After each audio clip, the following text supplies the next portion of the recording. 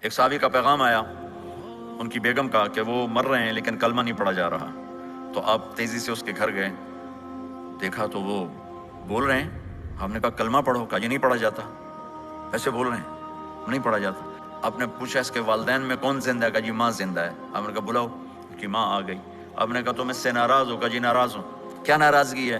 کہ یا رسول اللہ بدتمیزی سے بولتا تھا، بس اور کوئی ناراضگی نہیں، بہت نیک بچہ ہے، تہجد بھی پڑھتا ہے، روزے بھی رکھتا ہے، قرآن بھی پڑھتا ہے، مجھ سے بولتا ہے تو سخت ہو کے بولتا ہے، ریش ہو کے بولتا ہے۔ تو آپ نے کہا معاف کرتے ہو؟ کہا نہیں میں نہیں معاف کرتا۔ تو آپ نے فرمایا میں اسے آگ لگا دوں پھر سفارش کرو گے؟ کہا ہاں پھر تو کروں گے۔ کہا اگر تو نے معاف نہ کیا تو اللہ اسے جہنم میں ڈال دے گا۔ انہوں نے کہا نہیں میں معاف کرتی ہوں۔